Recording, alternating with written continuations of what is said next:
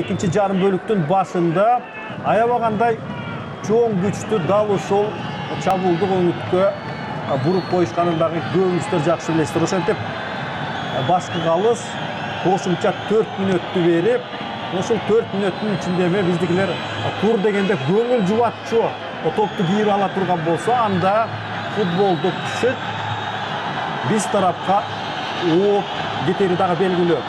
Кезектеги чабуулдардын бири эмне үчүн даректүү болбой калганын айтыш кыйын, бирок азыр эми күч жана эми гана билинет окшобойбу. Албетте 90 мүнөткө чейин эмес, калыстын финалдык ышкырыгына чейин оюн уланарын эске ала турган болсок, азыр эми биздикилер эч бир аянбастан алдыны көздөй барууга, мына мынтип кыжылдаган коргоочунун додосун жарып кирүүдө чыгарылган топ жана бул эми дээрлик дарбазаны көздөй биздин Бактияр Дүйшөбеков соккуну камытпай туруп урган экен, бирок дарбазачы Мэтью Райан бул сапар өз ордунда болуп чыкты.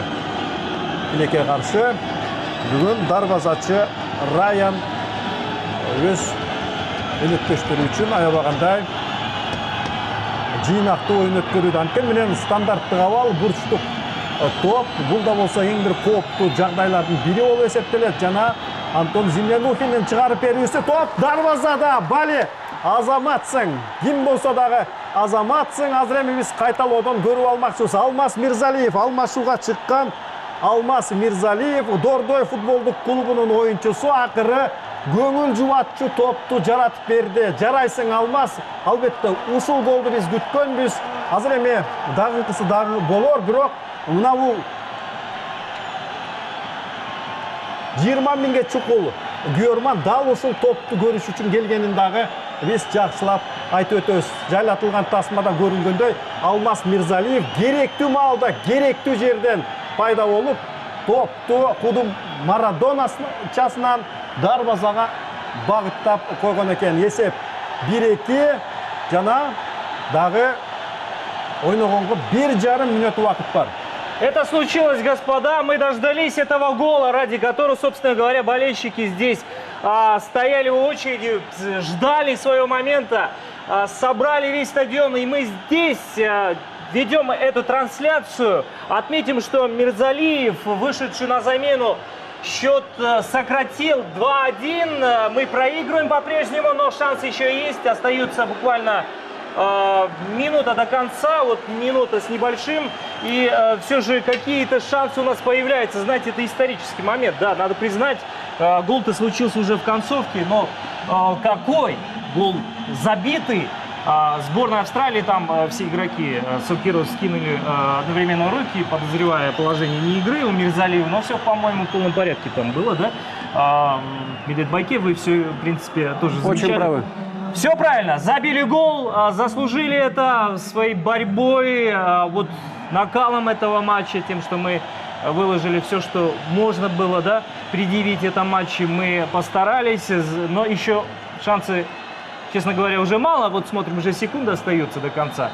И вряд ли мы сумеем сократить счет, но уже одно то радует, что наша команда счет сократила. Вот на ваших экранах, собственно, автор мяча Алмаз Мирзалиев сумел в концовке этой встречи уже дополнительных минутах замкнуть передачу с правого фланга, навесную передачу, и в пустые ворота колотил мяч. Ну что ж, 4 минуты уже позади. Я думаю, что судья сегодня, надеюсь, расщедрится добавить еще несколько минут. Бывает иногда такое. Австралийцы, впрочем, атакуют. И подача в штрафную площадь. Миля Единак. Но в этот раз Валерий Кашуба справляется. И вот судья уже посматривает на часы, к сожалению. Может прозвучать буквально минуту на минуту. Но наша команда атакует. И вот последний штурм. И, к сожалению, это был исторический момент для нашего футбола. Мы проиграли, но достойно. За этот матч нам не стыдно, господа. Мы играли до последнего выложили всю душу. Давайте отметим всех наших футболистов, особенности тех, которые постарались и больше всех, наверное, поработали. Мурзаев, который, к сожалению, получил травму, не сумел до конца сыграть этот матч, покинул досрочно. Крестинин и болельщики. Болельщики довольны результатом. Да, мы проиграли, но болельщики аплодируют футболистам. Кои-то веки футболисты этого заслужили. Что скажете? Вам понравилось? Мне очень понравилось. Прежде всего, я бы хотел отметить самоотдачу игроков, проявление характера. Вот в таких играх проявляется и мастерство. Мне кажется, еще все впереди. Мы видели команду, у нас есть команда есть. У нас есть команда, и я дополню. Голы забивали Мили и Динак, пожалуй, самый быстрый гол этого тура. На второй минуте забил Ор, на 67-й это футболисты соперников. И последний, вот завершающий, собственно, гол забил наш Алмаз Мирзалиев.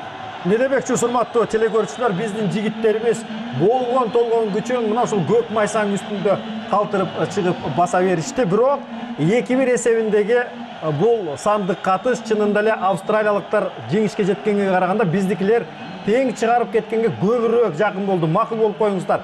Биздин жигиттер бар экен, канчалык чеберчиликтүү ойной ала тургандыгын эми жалгыз эле Австралия эмес, карап турган дүйнө жүзү дагы көрүп билип турушуда. Себеби бул көрсөтүү жалгыз эле Австралия эмес, бүткүл дүйнө жүзүнө тарап жатканын дагы айтып өтсөм, анда ашыктык кылбайт. Оба, футболдо бул эме кокустук деген болбой койбойт. Кокусунан келген бир топтун эсебинен дээрлик тең чыккан оюнубуз учурда эме жоо боюнча австралиялыктарга 3 упай таризинде жазылып калат. Албетте бул эме башталышы гана, ишенип коюңуздар, урматтуу футбол күйөрмандары. Биздин жигиттерибиз кийинки топтук оюндарда өзүлөрүнүн эмнеге жөндөмдүү экенин дагы далай көрсөтүшөт. Ал эми кийинки оюн 3 сентябрь күнү үстүбүздөгү жылы Иорданияга каршы өтөрүн дагы айтып өтүп, мына мынтип жакындан келип колдоп берген күйөрмандар менен биргеликте жалпы телекөрүүчүлөрүбүздү сиздерге дагы рахмат айтуу менен бүгүнкү түз алып берүүбүздү коомдук биринчи канал акырындан жыйынтыктап баштайт. Сиздер үчүн бул оюнду көрүүгө Кыргыз Республикасынын эмгек сиңирген машыктыруучусу Медет Омошович Букоев, баяндамачы Максат Касыбеков жана мен Кубан Атабеков колдон келишинче жардам бергенге аракет кылдык. Кийинки мына ушундай